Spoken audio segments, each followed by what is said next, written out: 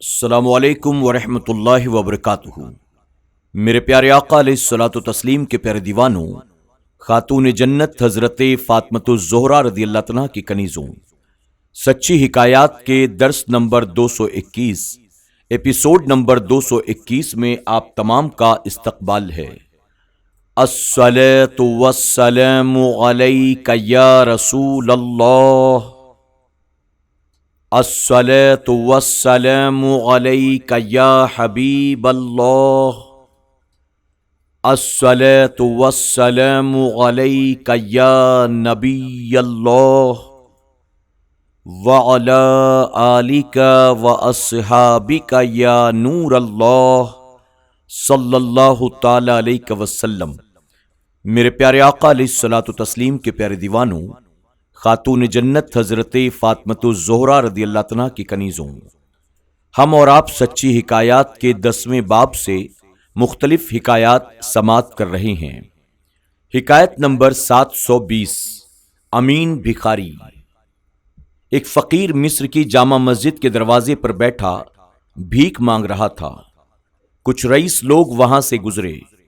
اس نے ان سے سوال کیا مگر کسی نے کچھ نہ دیا۔ ان لوگوں میں سے ایک رئیس کی جیب سے دیناروں کی بھری ہوئی تھیلی زمین پر گر پڑی۔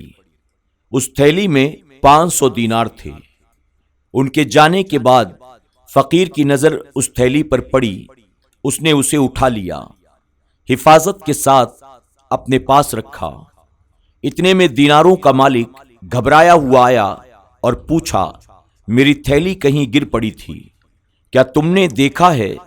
فقیر نے کہا، وہ تھیلی مجھے ملی ہے اور میرے پاس ہے۔ پھر اس نے تھیلی نکال کر اس شخص کو پیش کر دی۔ وہ شخص بڑا خوش ہوا، کہا، اب میں تمہیں 15 دینار دوں گا۔ فقیر بولا، میں کچھ نہیں لوں گا، اس لیے کہ میں نے پہلے آپ سے یہ چیز بطور احسان کی مانگی تھی، مگر اب نہیں لوں گا، کیونکہ اب اگر کچھ قبول کروں گا تو اس کے معنی یہ ہے کہ دین دے کر دنیا لے لوں۔ سبق: پہلے زمانے کے بھکاری بھی بڑے امین ہوتے تھے، مگر آج کل یہ روش عام ہے کہ رام رام جپنا، پرایا مال اپنا۔ حکایت نمبر 721، زہریلا سانپ۔ حضرت ابو سعید رضی اللہ عنہ نے فرمایا کہ ایک نوجوان صحابی کی نئی نئی شادی ہوئی۔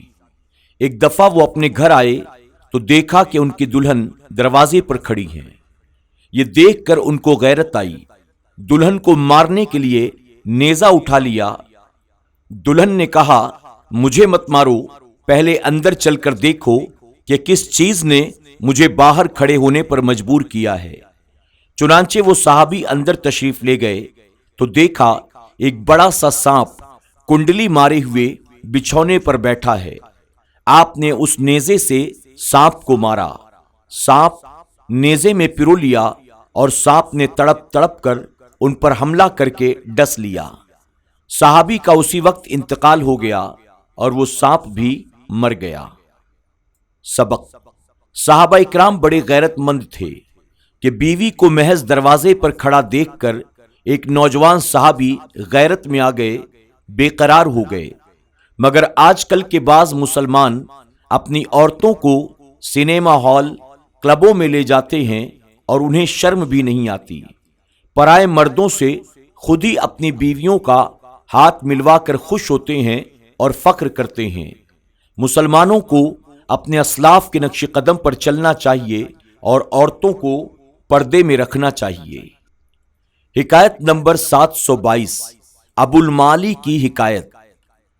مشائخ اعظام کی ایک جماعت نے متعدد اسناد کے ساتھ روایت کیا ہے کہ ابو المعالی محمد بن احمد بغدادی ایک مرتبہ حضور غوث اعظم رضی اللہ عنہ کی مجلس میں واعظ میں حاضر ہوئے۔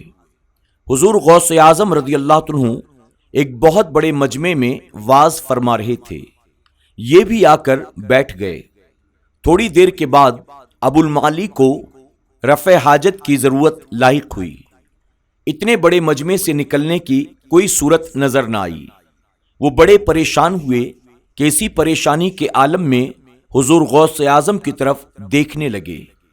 حضور غوث اعظم رضی اللہ عنہ ممبر سے نیچے اترے، اس شان سے اترے کہ ممبر پر غوث اعظم تشریف فرما بھی تھے، ان کے پاس بھی تشریف لائے، مگر ان کے پاس تشریف لاتے ہوئے دوسرا کوئی نہ دیکھ سکا۔ ابو المالی کے پاس پہنچ کر آپ نے اپنے رومال کو ان کے سر پر ڈال دیا۔ ابو المالی نے دیکھا کہ وہ ایک وسیع صحرا میں ہیں جس میں ایک نہر کے پاس درخت ہے۔ ابو المالی نے اپنی کنجیاں اس درخت پر لٹکا دی۔ قضائے حاجت کے بعد نہر سے وضو کر کے 2 رکعت نماز نفل ادا کی۔ جب سلام پھیرا تو حضور غوث اعظم نے ان کے سر سے رومال اٹھا لیا۔ انہوں نے دیکھا کہ وہ بدستور اسی مجلس واعظ میں بیٹھے ہوئے ہیں اور حضور غوث اعظم بدستور واعظ فرما رہے ہیں، گویا ممبر سے نیچے اترے ہی نہیں۔ ابو المالی نے غور کیا تو وضو کے پانی سے آزاد تر تھے، حاجت بھی مرفوع ہو چکی تھی، مگر کنجیاں نہ ملیں۔ ایک مدت کے بعد ایک قافلہ اسی صحرا میں پہنچا۔ ابو المالی نے دیکھا وہی نہر ہے اور وہی درخت پر ان کی کنجیاں بھی لٹک رہی ہیں۔ قافلہ جب واپس آیا تو ابو المالی حضور غوث اعظم رضی اللہ عنہ کی خدمت میں حاضر ہوئے تاکہ وہ سارا ماجرا کہہ کر سنائیں، مگر حضور غوث اعظم نے ان کا کان پکڑ کر فرمایا، ابو المالی میری زندگی میں اس کا ذکر کسی سے نہ کرنا۔ سبق: اللہ کے مقبول بندے بالخصوص حضور غوث اعظم رضی اللہ عنہ کو اللہ تعالیٰ نے بڑی طاقتیں عطا فرمائی ہیں۔ یہ پاک لوگ بڑے بڑے تصرفات کے مالک ہیں۔ یہ اللہ والوں کی کرامت ہے جو برحق ہے۔ کرامت کا انکار اللہ کے دین و عطا اور اس کی بے پناہ قدرت کا انکار ہے۔ یہ بھی معلوم ہوا کہ اللہ کے مقبول بندے ایک وقت میں متعدد مقامات پر بھی ہو سکتے ہیں۔ یہ بھی پتہ چلا کہ حضور غوث اعظم رضی اللہ عنہ کو اللہ تعالیٰ نے تکلیف و مشکلات کے رفع و حل کی طاقت بخشی ہے۔ ہم اگر ان کی طرف قضائے حاجت کے لیے رجوع کریں تو ہرگز یہ شرک نہیں۔ حکایت نمبر 723 قضیب کی حکایت۔ حضرت قضیب رحمت اللہ تعالی سے قاضی موصل دشمنی رکھتا تھا۔ اس کا ارادہ تھا کہ وہ حاکم وقت سے ان کی کوئی شکایت کر کے انہیں شہر موصل سے نکلوا دے۔ قاضی موصل نے ابھی یہ سوچا ہی تھا کہ کیا دیکھتے ہیں حضرت قضیب نے ایک قدم اٹھایا تو ایک کردی کی شکل میں تھے، پھر ایک قدم اٹھایا تو ایک فقیہ کی شکل میں نمودار ہوئے۔ پھر آپ نے قاضی موصل سے فرمایا، قاضی صاحب آپ نے 4 صورتیں دیکھی ہیں، ان میں سے قضیب کون سا ہے جس کو تم حاکم وقت سے کہہ کر نکلوانا چاہتے ہو؟ یہ سن کر قاضی صاحب بے اختیار آپ کے ہاتھ چومنے لگے اور ان کی دشمنی سے توبہ کر لی۔ سبق: اللہ کے مقبول بندے عام انسانوں کی مثل نہیں ہوتے، وہ بڑی شان کے مالک ہوتے ہیں۔ اللہ تعالیٰ نے انہیں بڑے اختیارات اور تصرفات عطا فرمائے ہیں۔ یہ بھی معلوم ہوا کہ اللہ والوں کی نظر سے دل کے بھید بھی چھپے نہیں رہتے۔ یہ بھی پتہ چلا کہ اللہ والوں سے دشمنی کوئی نئی بات نہیں ہے، یہ پہلے سے چلی آ رہی ہے۔ خوش قسمت ہیں وہ لوگ جو اس بری بات سے توبہ کر لیتے ہیں۔ میرے پیارے آقا علیہ الصلوۃ والتسلیم کے پیردیوانوں، خاتون جنت حضرت فاطمۃ الزہرا رضی اللہ عنہا کی کنیزوں، آج کے درس میں بس اتنا ہی۔ زندگی رہی تو انشاءاللہ کل پھر ہماری اور آپ کی ملاقات ہوگی۔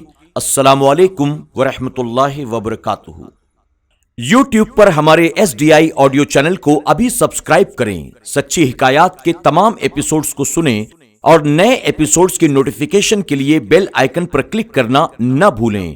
لائک کریں، سبحان اللہ، الحمدللہ کے ذریعے کمنٹ کریں اور اس کاری خیر کا حصہ بننے کے لیے ان حکایات کو زیادہ سے زیادہ اپنے دوست احباب اور رشتہ داروں کے ساتھ شیئر بھی ضرور کریں۔